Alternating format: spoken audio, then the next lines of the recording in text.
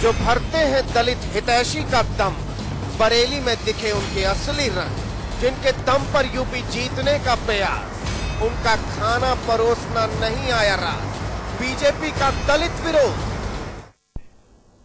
जी हां, लोकसभा चुनाव से पहले जमकर डोरे डाले गए थे दलितों पर। उत्तर प्रदेश की सत्ता के लिए भी इनके ही सहारे है बीजेपी। दम भरा जाता है दलितों के हितैषी बनने का, लेकिन बरेली में जो हकीकत दिखाई दी वो तो शर्मसार ही करती है। एक तरफ प्यार और दूसरी तरफ दुत्कार, आखिर ये दोहरा चरित्र क्यों? जो भरते हैं दलित हितैषी का दम, बरेली में दिखे उनके असली रंग, जिनके दम पर यूपी जीतने का प्रयास, उनका खाना परोसना नहीं आया रास, बीजेपी का दलित विरोध। जी हां, सवाल उठता है कि क्या बीजेपी दलित विरोधी है। सवाल यह भी उठता है कि अब तक जो दलित प्रेम लगातार बीजेपी दिखाने का दावा करती रही है, दिखाती रही है, क्या वो महज एक दिखावा है? सभी खास मेहमान हमारे साथ जुड़ चुके हैं। बीजेपी के प्रवक्ता मनीष शुक्ला हमारे साथ हैं, कांग्रेस के प्रवक्ता सुरेंद्र राजपूत हमारे साथ जुड़ चुके हैं, इसके अलावा समाजवादी पार्टी के नेता मोहम्मद शाहिद हमारे साथ हैं और साथ ही हमारे साथ हैं दलित चिंतक लालजी निर्मल भी, और हमारे मैनेजिंग एडिटर अमिताभ अग्निहोत्री जी भी हमारे साथ जुड़ चुके हैं। लेकिन उससे पहले आपको बता दें, दरअसल बरेली में बीजेपी के नेताओं पर आरोप लगा है कि उन्होंने रेवती गांव में भागवत कथा के भंडारे में खाना परोस रहे दलित समुदाय के लोगों के खाना परोसने पर आपत्ति जताई और भंडारे से भगा दिया। सवाल यह है कि क्या दलित विरोधी है बीजेपी?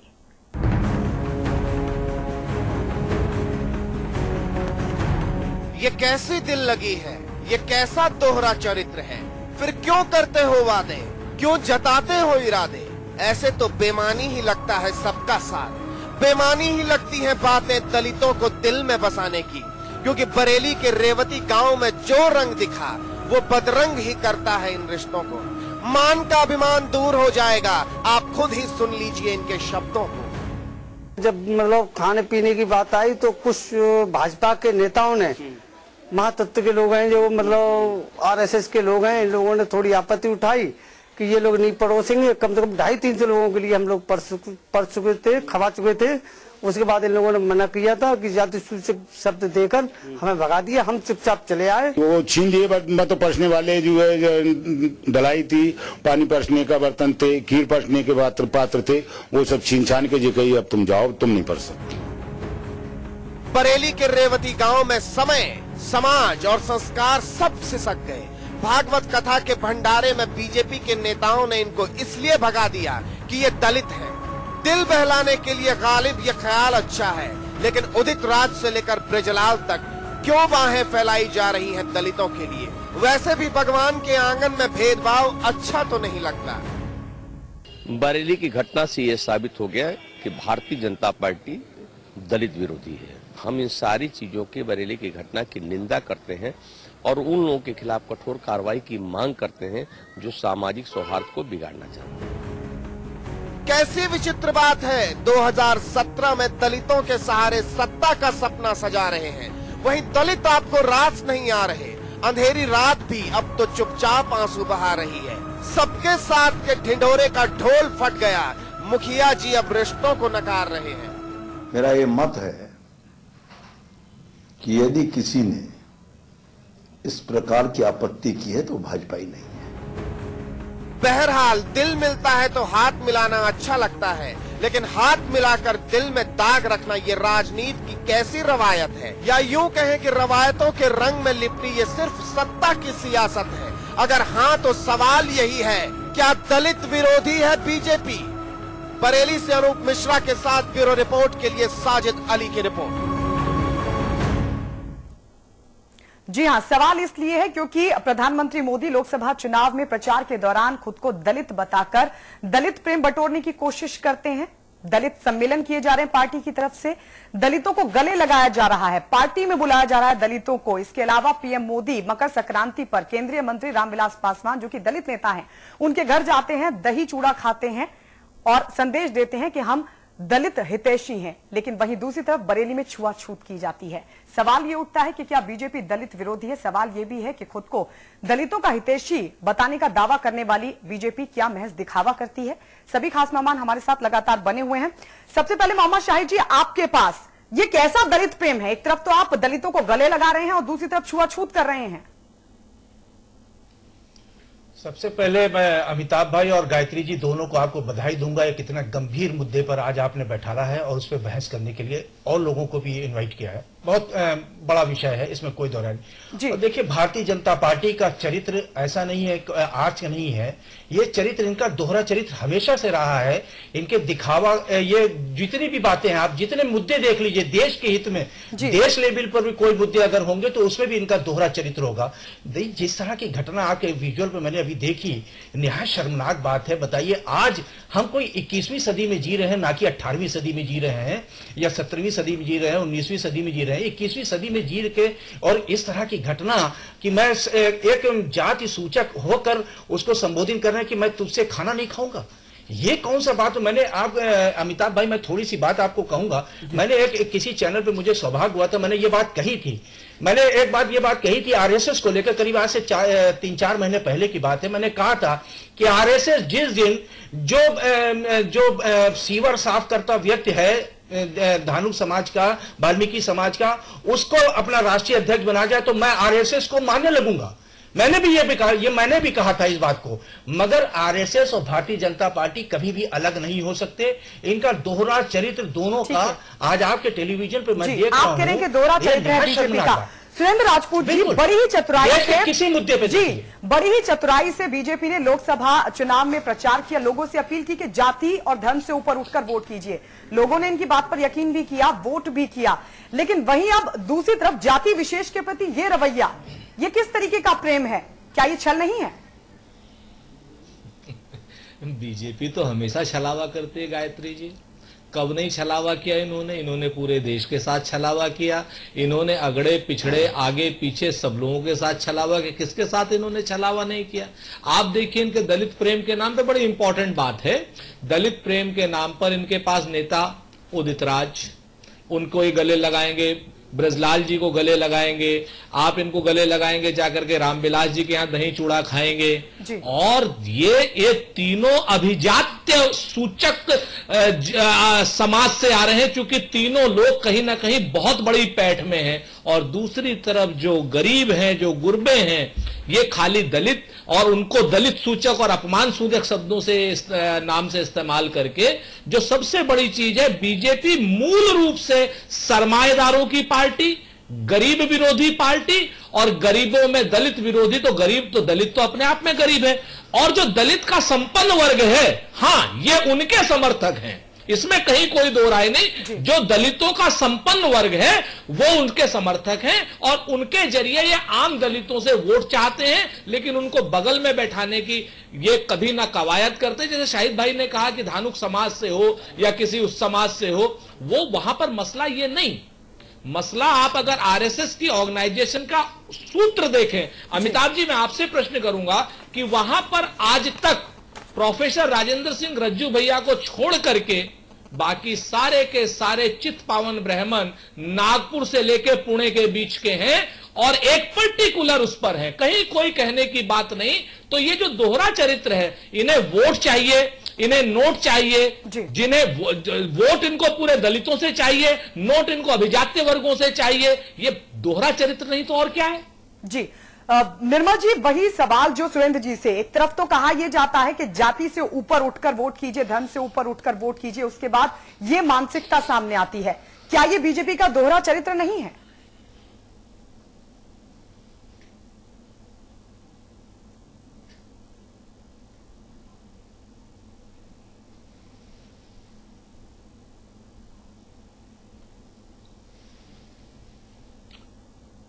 निर्मल जी, निर्मल जी को शायद आवाज नहीं जा रही। चलिए निर्मल जी के पास फिर लौटेंगे। अब मनीष शुक्ला जी, ये सवाल तो उठेगा ना, आपने जिस तरीके से लगातार ये दावा किया है कि आप दलितों के हितैषी हैं, आपने लोकसभा चुनाव के प्रचार में भी लगातार इस अपनी मानसिकता दिखाई कि हम दलितों के हितैषी हैं और दलितों के मसीहा हैं। दूसरी तरफ बरेली में जो घटना घटी है, उसके क्या मायने निकाले जाएं? क्या ये बीजेपी का असली रंग है? गायत्री जी, बरेली में जो घटना घटी, जिसने भी जात सूचक शब्द का उपयोग किया, तो वो निंदनीय है। और जैसा कि आपके विजुअल में पता चल रहा है कि उनके ऊपर एफआईआर हुई है जी।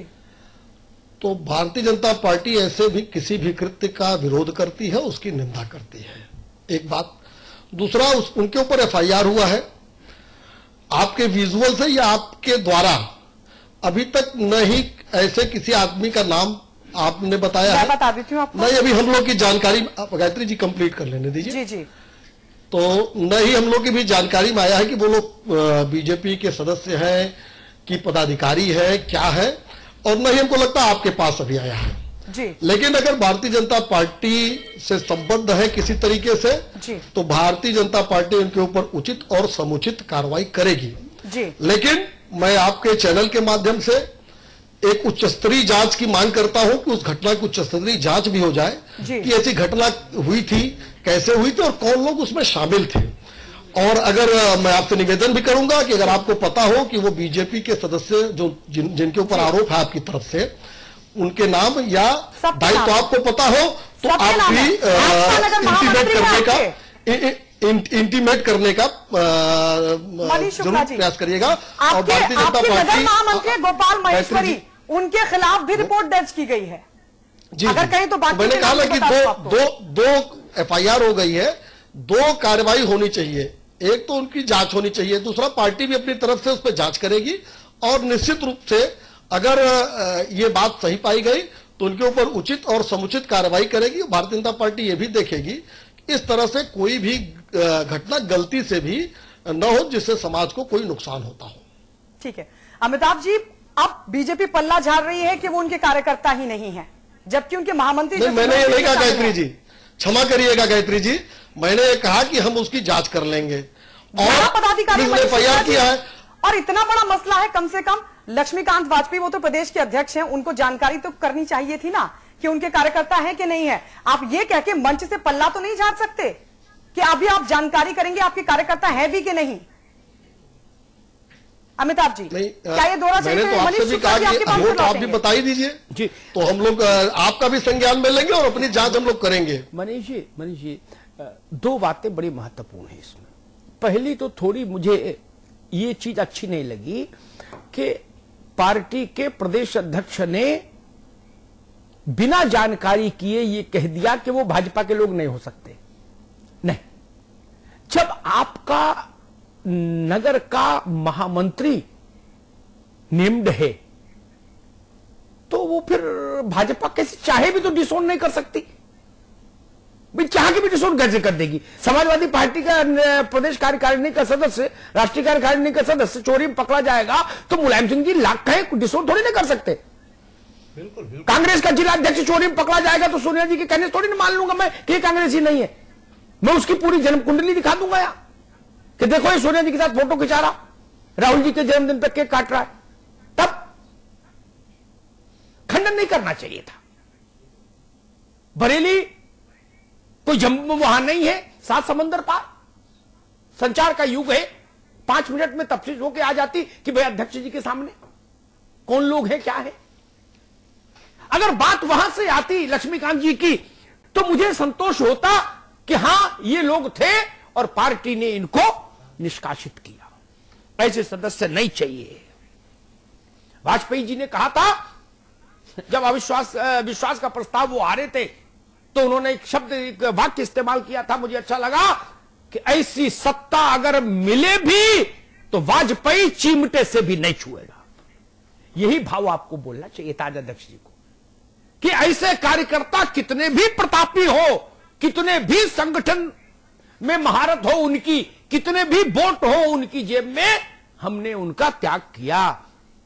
जाके प्रिय न राम वैदेही तजिए ताहि कोटि बैरी सम यद्यपि परम सनेही। कितना भी प्रभावशाली कार्यकर्ता हो। और मैं तो कहता हूं अगर राष्ट्रीय संगठन मंत्री भी ऐसी गलती कर जाए तो उनको भी तत्काल बाहर करना चाहिए। ये तो जिले का है, शहर का, ये संभव नहीं। दूसरी बात, गायत्री ने मुद्दा उठाया हितैषी। मैं हितैषी पर जोर नहीं देता। हमारा संविधान इसकी तो इजाजत देता है कि आप दलित हितैषी ना हो, लेकिन दलित विरोधी आप हो नहीं सकते संविधानतः। कानून, आईन और कॉन्स्टिट्यूशन के मद्देनजर दलित विरोधी नहीं हो सकते आप। दलित की हितैषी ना हो, यह विकल्प है आपके पास, मन में कुंठा रखिए, लेकिन दलित विरोधी तो नहीं हो सकते ना। इस पर तो संवैधानिक रोक है।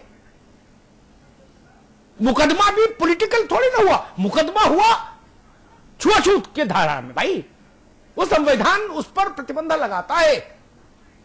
मैं हैरान हूं, इतनी बड़ी पार्टी और मनीष जी छोटी छोटी चिनगारियां कई बार लपट का रूप रख लेती है। छोटी छोटी चिनगारियां। मुझे याद है सुरेंद्र राजपूत जब गोधरा में साबरमती एक्सप्रेस की बोगी जलाई गई, जी शायद भाई सुनिएगा। जी जी मैं तो बहुत गंभीरता से, जब मेरे पास सूचना आई, उसकी पहली सूचना आई तो बहुत थोड़ी सी आई थी कि एक बोगी पर तेल फेंक दिया और माचिस की तीली फेंक दी लोगों ने। वो उस बोगी में अयोध्या से लोग लौट रहे थे। मालूम है मैंने क्या कहा था अपने तजुर्बे से? मैंने कहा था ये घटना, तब उसकी डेंसिटी का पता नहीं था, उसके घनत्व का पता नहीं था, कितनी बड़ी घटना है कि 57 लोग जल जाएंगे, ये नहीं पता था। मैंने कहा मेरा तजुर्बा ये कहता है ये घटना हिंदुस्तान को झुलसाएगी, और मेरी बात सच साबित हुई। तजुर्बेकार लोगों से ये उम्मीद होती है। मुझे भाजपा के तजुर्बेकार लोगों से ये उम्मीद थी। घटना एक गांव की हो सकती है। शायद सुरेंद्र राजपूत को याद हो, एक बिहार का एक बहुत रिमोट एरिया जहां कोई वाहन नहीं पहुंचता था उस युग में। बिहार में आज भी बहुत से ऐसे इलाके जहां कोई वाहन नहीं पहुंचता, लेकिन तब तो बहुत ही रेयर था। पटना छोड़ के और कहीं जगह जाने मुश्किल था। बेलछी में भरी बरसात में इंदिरा गई थी और एक घटना ने भारत की राजनीति बदल दी थी, राजनीति पलट दी थी, हाथी पे गई थी। घटना छोटी है, छोटी जगह घटी है, लेकिन ये घटना पूरे देश का मिजाज बदल सकती है, आपके बारे में धारणा बदल सकती है। इस पर तत्काल प्रतिक्रिया होनी चाहिए थी भाजपा की। मैं हैरान हूं, ये आज के संचार के युग में राष्ट्रीय नेतृत्व क्या करता है? कोई मनरेगा का काम कर रहे हैं क्या आप लोग? यही सब देखना है ना बड़ों को, और बड़ों को कपड़े तो धोने नहीं अपने, क्या करना है भाई? यही सब देखना है ना कि छवि खंडित नहीं हो। बड़े तो मार्गदर्शक मंडल में चले गए, अंडल मंडल कमंडल कुछ हो, लेकिन ये तो देखना पड़ेगा ना, ये तो पार्टी खत्म हो जाती है।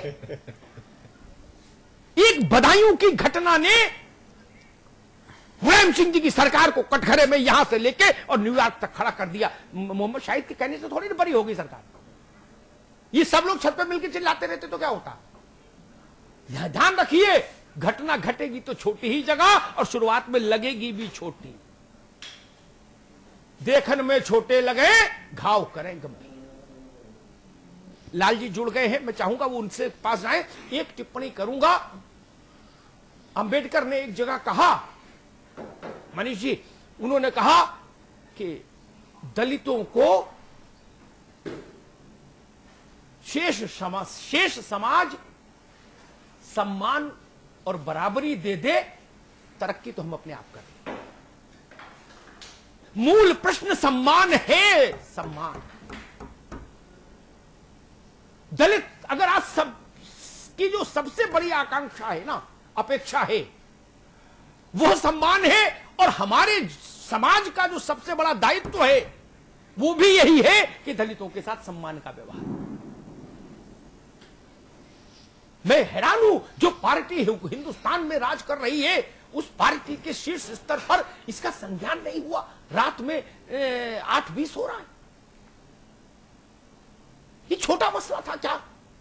इस पर प्रधानमंत्री जी ट्वीट कर देते तो एक संदेश जाता, अमित भाई कर देते एक संदेश जाता,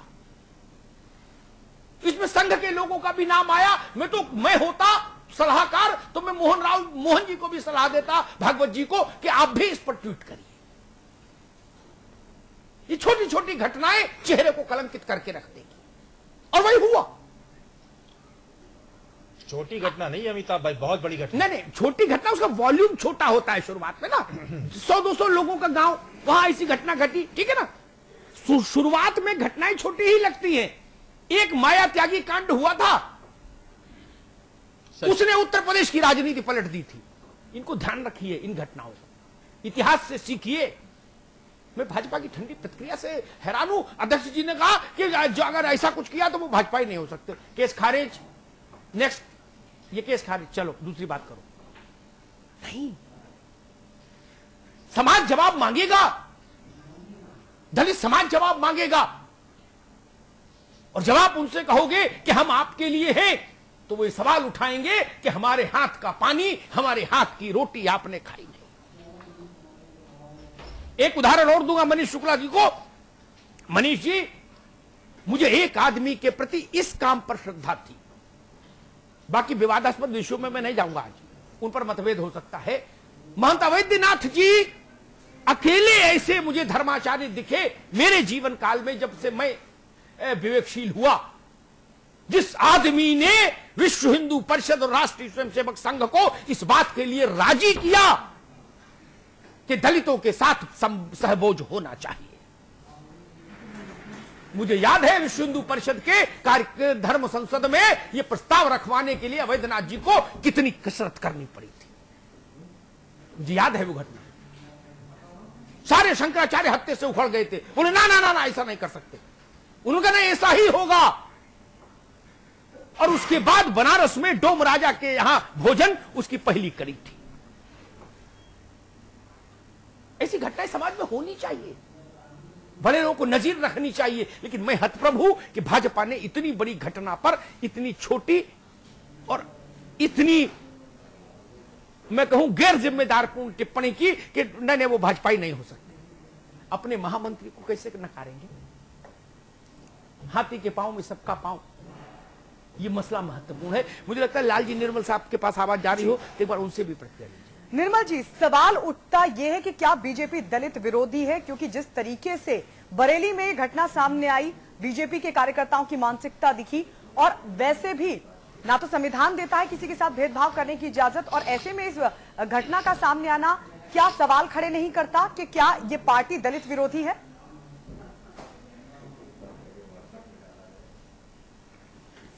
देखिए गायत्री जी, रेवती गांव में जो भंडारा चल रहा था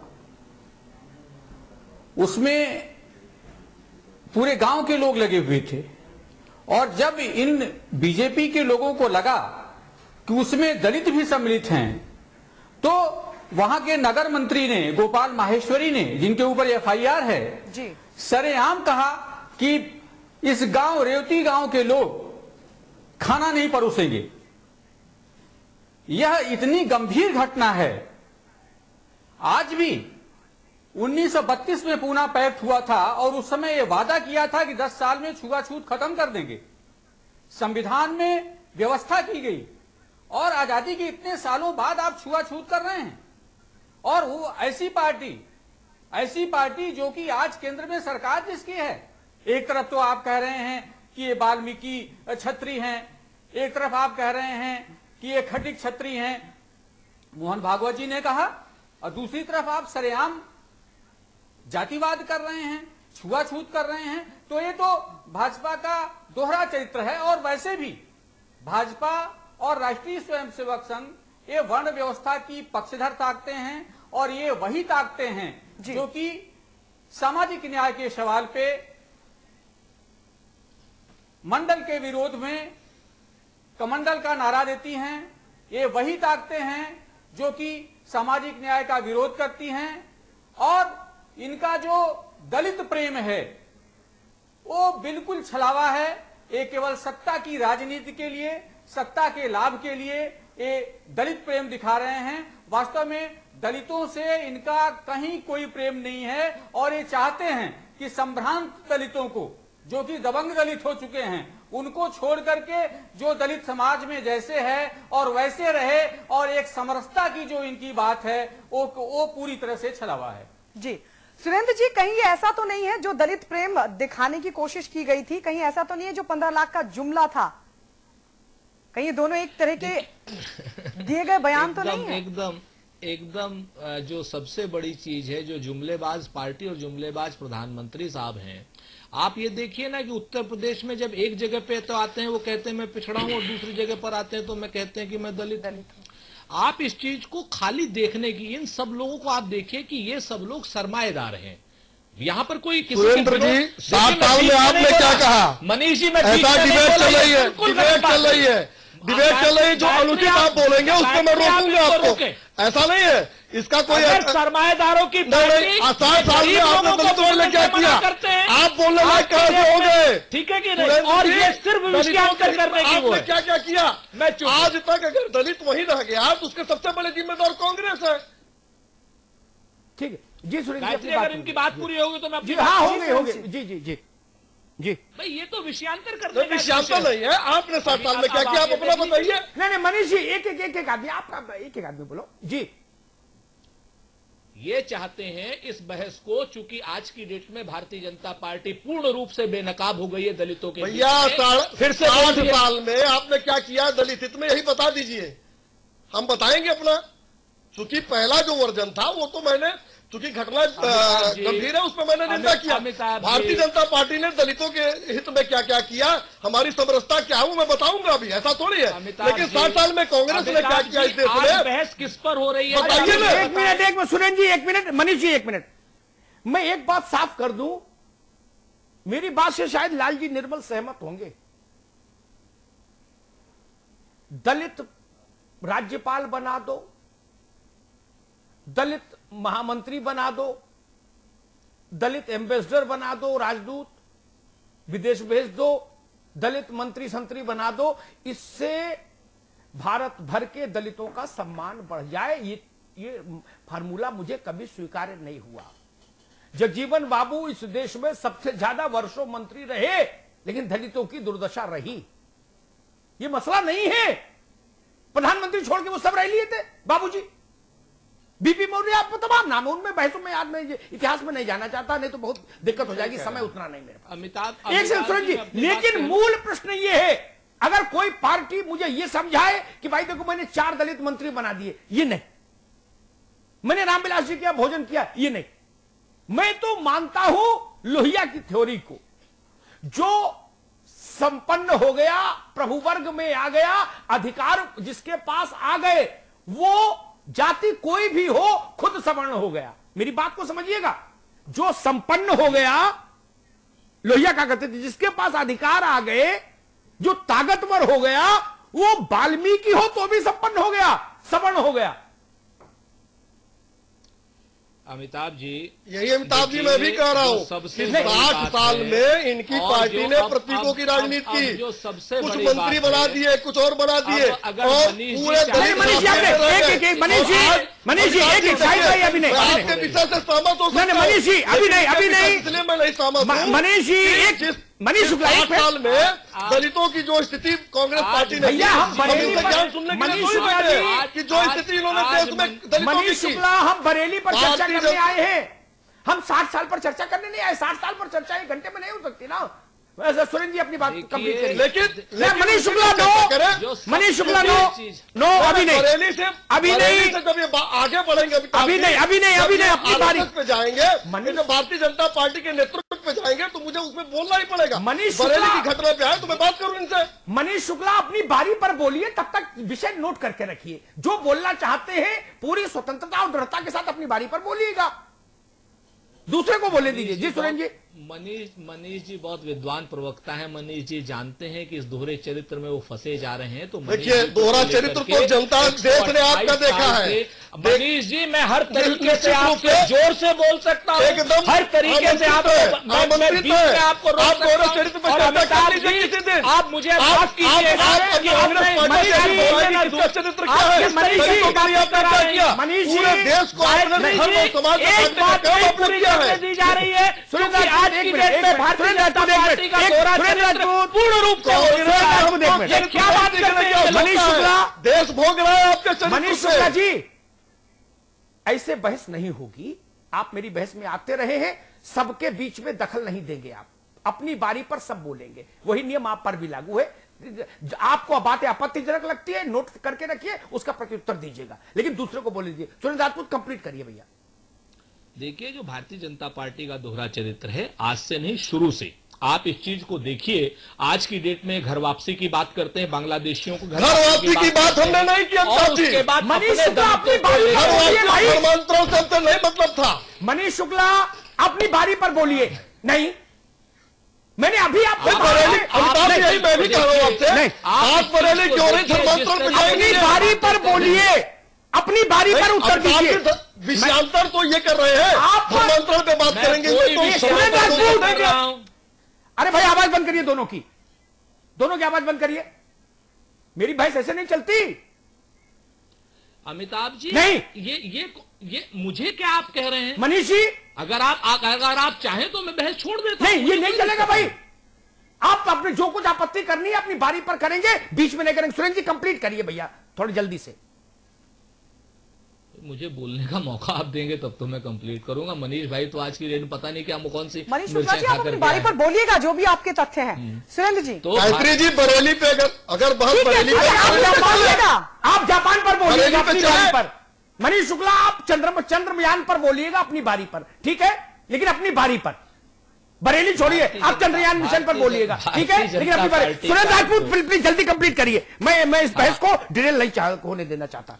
जो कुछ कहना है क्रिस्पी ढंग से कहिए, जल्दी से। भारतीय जनता पार्टी दोहरे चरित्र की पार्टी। भारतीय जनता पार्टी अगर हिंदू और सनातन धर्म की रक्षा में बात करना चाहती है, जो कहीं न कहीं बिल्कुल सब लोगों की जरूरत है आज की डेट में, भारतीय जनता पार्टी सरमाएदारों की पार्टी है। भारतीय जनता पार्टी को अभिजात्य वर्ग के दलितों से कोई दिक्कत नहीं है। भारतीय जनता पार्टी अभिजात्य वर्ग के दलितों को अपने गले लगाती है। भारतीय जनता पार्टी जो मूल रूप से जो ओरिजिनल जो यहाँ का समाज दलित समाज है, यही बात है। पहली बार में ये तो बेईमानी है। चलिए मैं चुप हूं। आप नहीं, मैं कह रहा हूं नया बोलिए।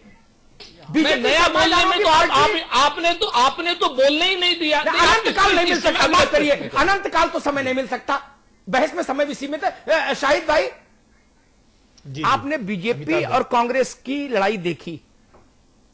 वो 60 साल का हिसाब मांग रहे हैं, वो बता रहे आप सरमाएदार हो, ठीक है। अफसोस की बात है।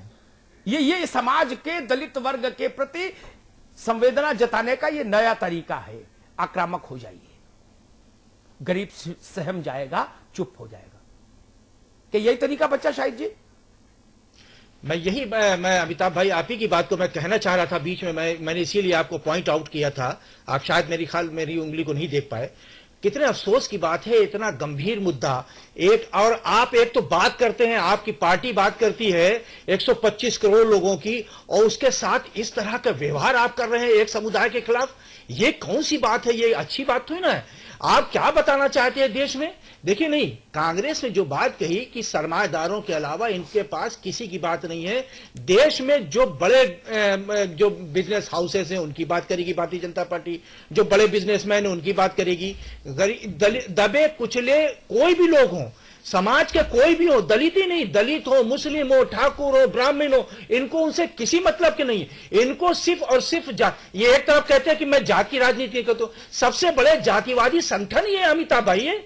जब सबसे बड़ा जातिवाद, मैंने आपको पहले भी कहा, जब आपने चर्चा में मुझे शामिल किया तो मैंने वो एक बात कही, आरएसएस इस देश का सबसे बड़ा जातिवादी संगठन है। मैं कह रहा हूं आपके चैनल के माध्यम से चैलेंज करता हूं, आरएसएस किसी दलित को या किसी भी इस तरह के लोग आरएसएस का मनीष जी अपनी बारी पर भारतीय जनता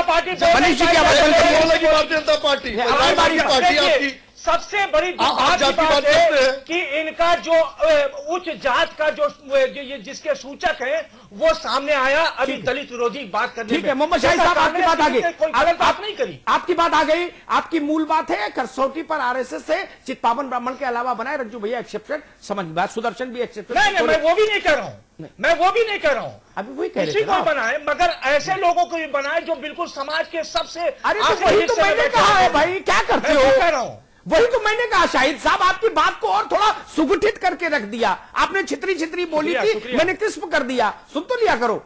लालजी निर्मल साहब, आपने राजनीतिक दलों की गंभीरता देखी दलित मुद्दे पर। कांग्रेस को सुना, समाजवादी पार्टी को सुना, भाजपा को सुना। कोई उम्मीद की किरण दिखती है इन राजनीतिक दलों से? जी अग्निहोत्री जी, देखिए, जब तक राजनीतिक पार्टियां ईमानदारी से दलित एजेंडा नहीं लागू करती, तब तक ये जो छुआछूत की घटनाएं हैं या दलितों का जो अपलिफ्टमेंट है वो होना संभव नहीं है। आपने देखा होगा पिछले वर्षों में, खासकर से उत्तर प्रदेश में, मिड डे मील में जो दलित रसोइया होता था उसके हाथ का खाना खाने से बच्चों ने इनकार कर दिया, लेकिन उसके खिलाफ तमाम लोग बोले, लेकिन बीजेपी की तरफ से कहीं कोई प्रतिरोध नजर नहीं आया। मैं आपको बताऊं कि ये जो अनुसूचित जाति आयोग है या अनुसूचित जाति अत्याचार निवारण अधिनियम है, कल्याण सिंह जी जब मुख्यमंत्री थे तो विधानसभा में एक प्रस्ताव आया था कि अनुसूचित जाति आयोग शासन के सचिव, प्रमुख सचिवों को तलब नहीं करेगा। अनुसूचित जाति अत्याचार निवारण अधिनियम को निष्प्रभावी करने का काम किया गया। तो ये जो बीजेपी का जो दोहरा चरित्र है वो बड़ा घातक है, और ये चाहते ही नहीं, जैसा कि मैंने कहा कि ये चाहते ही नहीं कि ये छुआछूत खत्म हो। ये केवल हिंदुत्व का नारा देते हैं और हिंदुत्व में ये वर्ण व्यवस्था के पूरी तरह से पक्षधर हैं, और इनका दलित प्रेम पूरी तरह से छलावा है।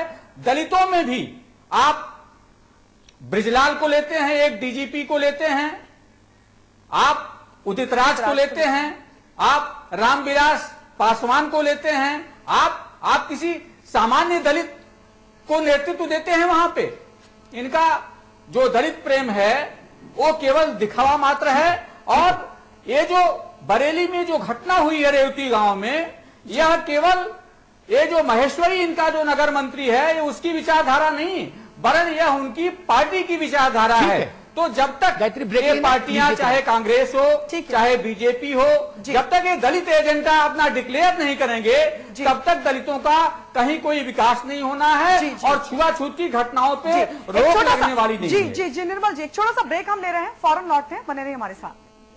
जी हाँ, सवाल उठ रहा है कि क्या बीजेपी दलित विरोधी है और अब तक जो दावा करती आ रही थी क्या वो महज दिखावा था। सभी खास मेहमान हमारे साथ बने हुए। मनीष शुक्ला जी, वही बात जो निर्मल जी ने उठाई कि आप दलितों को मंत्री बना देते हैं, पार्टी के साथ जोड़ लें, उनको बड़ा ओहदा दे दें, उतने भर से उत्थान नहीं होगा। उसके लिए दलित विरोधी जो मानसिकता है उसको चेंज करना पड़ेगा।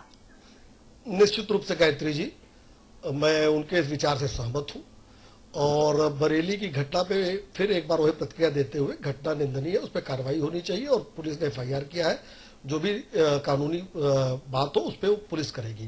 दूसरा, अरे लालजी निर्मल जी दलित चिंतक है, किस पार्टी से उनका जुड़ाव ये मैं नहीं जानता, लेकिन अगर मैं अभी इसी 3 साल की बात करूं तो सुल्तानपुर से लेकर शामली तक जाटों के ऊपर या अनुसूचित वर्ग के ऊपर, ये सुल्तानपुर के बगल में पूरे घर के घर जला दिए गए थे। तो तथाकथित कोई भी राजनीतिक दल या निर्मल जी जैसे कोई भी बुद्धिजीवी उस घटना का न इन्होंने विरोध किया था, न ही निंदा की थी, और न वहां गए थे। हमारे प्रदेश अध्यक्ष जी वहां जीन्स टी शर्ट पहनकर पुलिस के रोकने के बावजूद पहुंचे थे उनका दुख जानने के लिए। दूसरी बात, और उत्तर प्रदेश में अमिताभ जी अगर सहमत होंगे तो दलितों का सबसे बड़ा प्रोजेक्शन अगर नेतृत्व के रूप में देखा जाए तो सुश्री मायावती जी का है।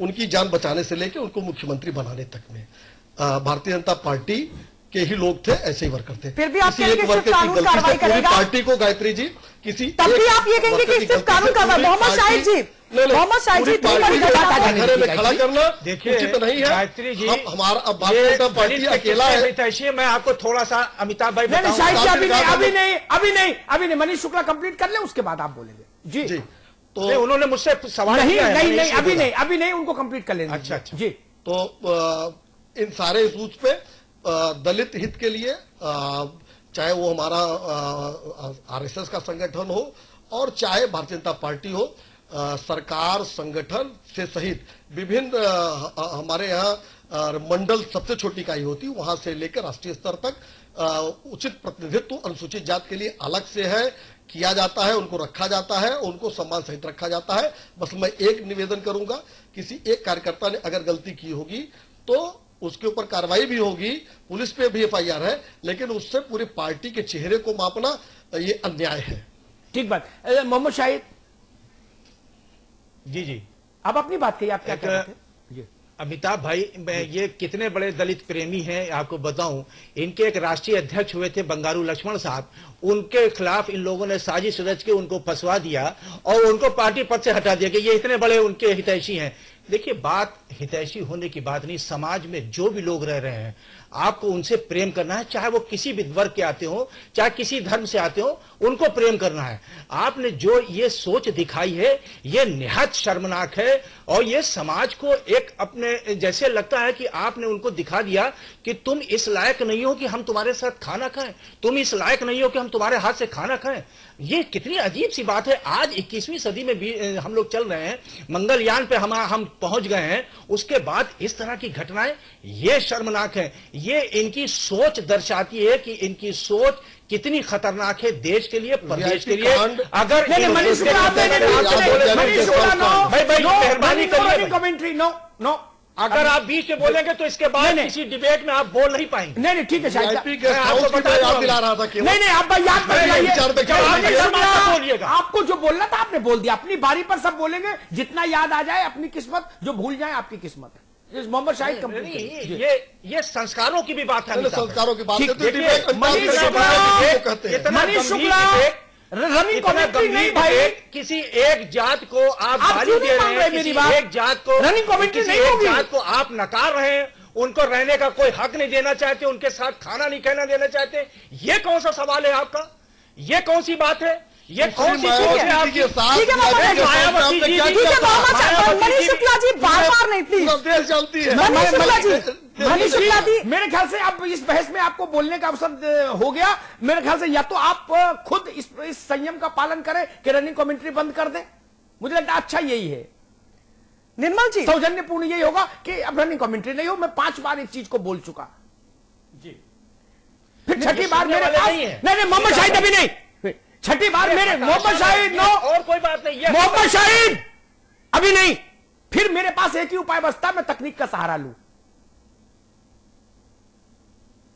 निर्मल जी, ये तमाम चीजें बात ये भी निकलकर सामने आई कि जो भी राजनीतिक दल होते हैं वो ये तो कहते हैं चुनाव के वक्त कि हम दलितों का उत्थान करेंगे, लेकिन अगर अब तक देखा जाए तो गांव देहात के जो हालात हैं दलित समुदाय के, वो जस के तस बने हुए हैं। क्या इसके पीछे एक पॉलिटिकल एजेंडा भी है कि आप चुनाव के वक्त तो इस्तेमाल करते रहो लेकिन उत्थान मत करो, क्योंकि फिर आप इनका आगे इस्तेमाल नहीं कर पाओगे? तो क्या ये वोट बैंक बनाने के लिए भी इस तरह के हालात बनाए रखे गए हैं?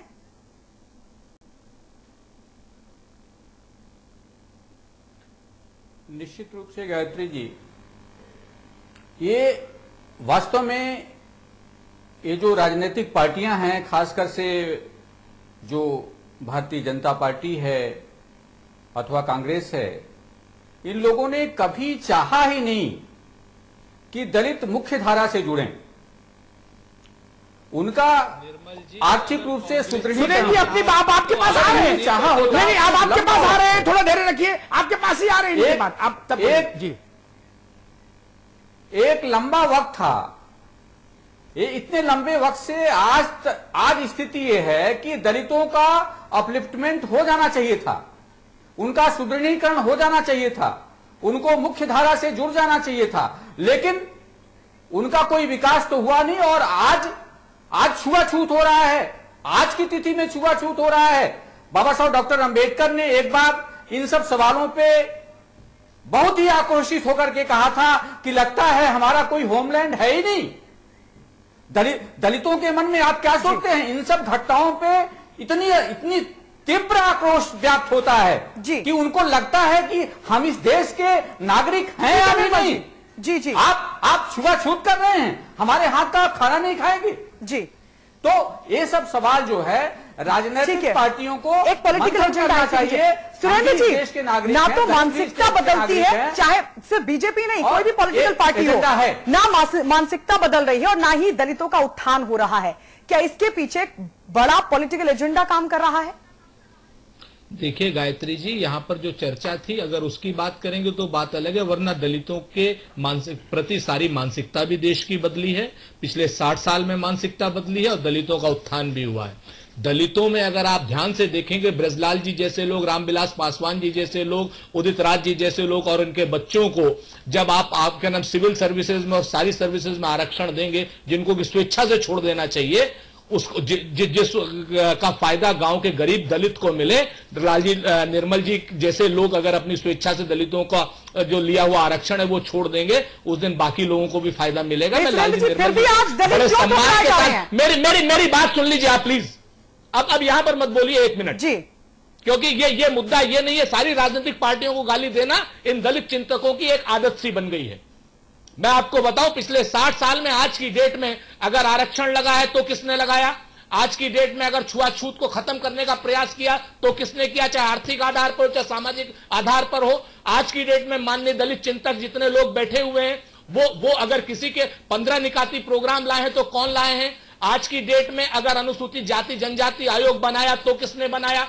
लेकिन जो आज की घटना है, जो मानसिकता को दिखाती है, वो मठ और भट्ट के रिश्ते को दिखाती है। अमिताभ जी, आप मेरी बात को समझेंगे जी। माहेश्वरी जी हैं, मठ और भट्ट का रिश्ता जो है ये बहुत महत्वपूर्ण है। माहेश्वरी जी ने खाना खाने से मना किया है और इनके खिलाफ भारतीय जनता पार्टी और राष्ट्रीय स्वयंसेवक संघ, मैं ऑन रिकॉर्ड कहता हूं, किसी मठ के कोई भी मठ वाला किसी भट्ट के खिलाफ जो है कोई भी कार्रवाई नहीं कर सकता।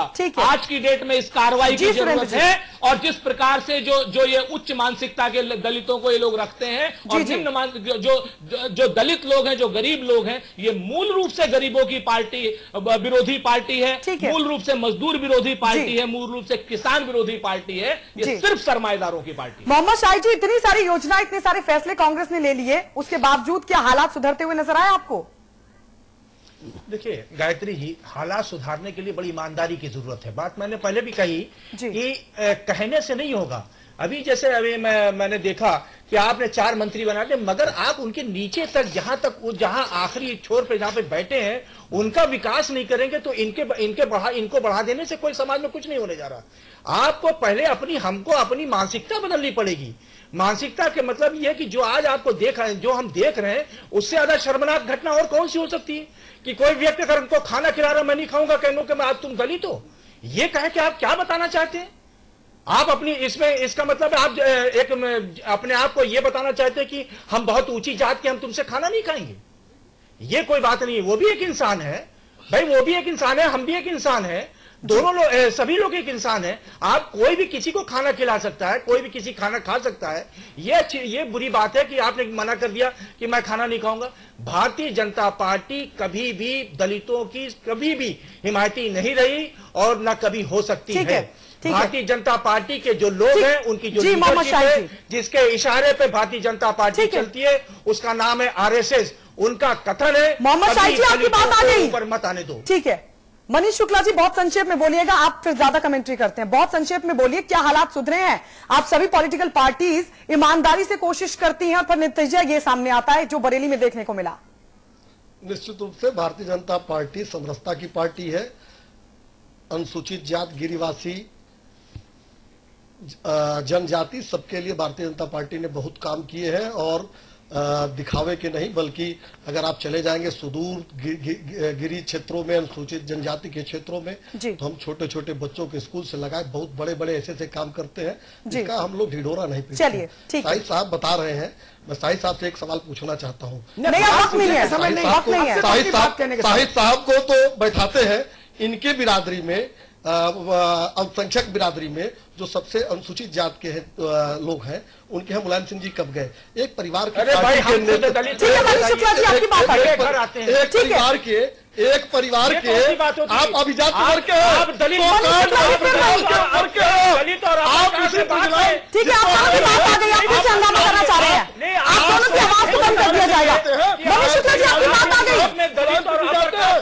संख्यक वर्गों के पास जो अंतिम है वहां तो नहीं मुलायम सिंह। ठीक है, आप कार्यकर्ताओं पर कार्रवाई कर दीजिएगा। अमिताभ जी पहले वो शांत होंगे तो बोलूंगा। मनीष शुक्ला जी, मुलायम सिंह जी के अभी इतिहास आप नहीं जानते, खूब जानते हैं, पूरे परिवार ने अभी आप जो बताया से अध्यक्ष बना दिया, फंसवा के ये लगातार एक परिवार की पार्टी के लोग जातिवाद करते हैं, तो मुझे आपके ऊपर आप मनीष शुक्ला जी बोलते हैं। बस आ गई आपकी बात। अमिताभ जी संपादक के सबकी बात आ गई कि मन में कुछ और रह गया, कुछ और रह गया हो तो वो भी बोल लो भाई, हसरत मत रखो। बोलते अरे अब लाल जी आप मत शुरू हो जाओ मालिक। हा? मैं हैरान हूं लाल जी, आपकी बात आ गई भाई, जब बोलना था तब आप नया विषय लाए नहीं कोई, अब आप नया सूत्र दे रहे हैं। पहले तो मैं वक्ताओं से ये कहूं, अपने पॉइंट्स तर्क जब अवसर आए तो नई बात रखिए। एक ही बार अगर 3 बार अवसर मिले तो तीनों बार एक ही बात क्यों बोले दाएं बाएं घुमा के? उसे बहस में प्राणवत्ता खत्म होती है। मसला बरेली तक कन्फाइंड था, लेकिन दूर तक चला गया। दूर तक जाने पर 2 बातें जरूर कहूंगा। कोई पार्टी ये मानेगी नहीं कि हमने दलितों के लिए कम किया, मानना भी नहीं चाहिए, चुनाव लड़ना है। लेकिन एक बात जान लीजिए, दलितों का जो विकास हुआ ना, इसमें एक तो भूमिका है आरक्षण की। आरक्षण कांग्रेस की, जनसंघ की या प्रजा सोशलिस्ट पार्टी की देन नहीं, वो समग्र भारत का चिंतन था। वो 24 अकबर रोड का चिंतन नहीं था, नागपुर का चिंतन नहीं था, लोहिया जी का चिंतन नहीं था, जयप्रकाश जी का चिंतन नहीं था, नरेंद्र देव की देन नहीं थी। वो 366 लोग जो हिंदुस्तान की उस समय की सर्वोत्तम मेधा था, सर्वोत्तम प्रतिभा थी, उसका कलेक्टिव डिसीजन था, जिसके इंस्ट्रूमेंट थे, जिसके अगुआ थे डॉक्टर भीमराव अंबेडकर। समझ गए ना? इसलिए उसका क्रेडिट लेना सब लोग बंद करो। वो अकबर रोड वाला आरक्षण नहीं था ना, उसमें केवल कांग्रेस ही नहीं थी ना मित्र, उसमें सब शामिल था, पूरा देश। संविधान सभा के गठन को देखिए सुरेंद्र जी, अब रनिंग कमेंट्री नहीं, ये सब बातें आप लोग पहले बोलो ना जब आपको अवसर मिले, रनिंग कमेंट्री बीच में नहीं। एक उसके बाद व्यवसाय ने अस्पृश्यता को तोड़ा है, बाजार ने अस्पृश्यता को तोड़ा है। मुलायम सिंह ने नहीं तोड़ा, मायावती ने नहीं तोड़ा, सोनिया जी ने नहीं तोड़ा, लाल कृष्ण आडवाणी ने नहीं तोड़ा। अपनी अपनी पीठ थपथपाते रहो, अलग बात है, ये बाजार ने तोड़ा है।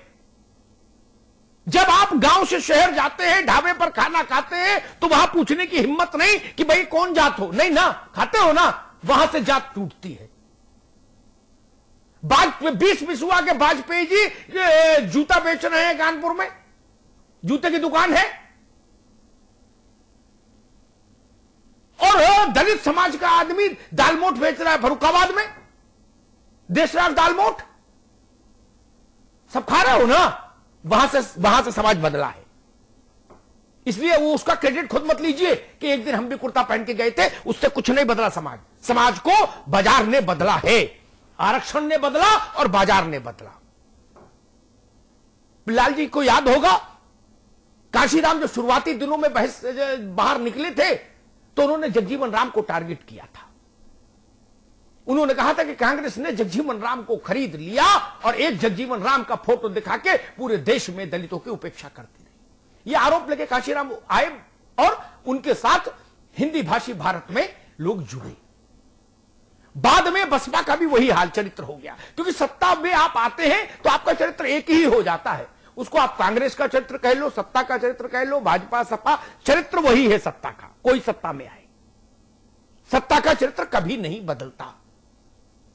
19-20 हो जाए अलग बात है। रही बात बरेली की, मुझे भाजपा से 2 शिकायत। एक, अध्यक्ष ने कहा मेरी पार्टी के लोग नहीं, ये गलत बयानी थी, जानकारी करके देश के सामने आना चाहिए था, एक। और दूसरी बात मैं कहूंगा, भाजपा कह रही है पुलिस अपना काम करेगी। मित्र, ये पुलिस का मामला बाद में है, ये पॉलिटिकल मोरालिटी का सवाल पहले है, ये राजनीतिक नैतिकता का सवाल पहले है। मैं भाजपा का अध्यक्ष होता तो पुलिस तो बाद में कार्रवाई करती, मैं पहले कार्रवाई कर देता। वो जेल चले जाएंगे, उनके डंडे पड़ेंगे, तब आप निकालोगे तो क्या निकालोगे? ये सूचना आने के बाद निकाल दिया जाना चाहिए था। बाद में जांच होती रहती। आपने वो हिम्मत नहीं दिखाई जिस हिम्मत की अपेक्षा लोग कर रहे थे आपसे। फिर कोई दलित आपसे जुड़े तो कैसे जुड़े, ये बड़ा सवाल खड़ा होता है, जिसका भाजपा को उत्तर ढूंढना होगा। आज की गलती आने वाले दिनों में सवाल की शक्ल में उसका पीछा करेगी। आज मैं बोलकर जा रहा हूं, ध्यान से भारतीय जनता पार्टी इस बात को नोट करे। बहुत बहुत धन्यवाद। बहुत बहुत शुक्रिया आप सभी का हमारे साथ जुड़ने के लिए। मनीष शुक्ला जी आपका, मोहम्मद शाहिद जी आपका, सुरेंद्र जी आपका बहुत बहुत शुक्रिया, निर्मल जी आपका भी बहुत बहुत शुक्रिया, अमिताभ जी आपका भी बहुत बहुत शुक्रिया इस चर्चा में हमारे साथ बने रहने के लिए। बिग बुलेटिन में इतना ही। देखते रहिए समाचार प्लस।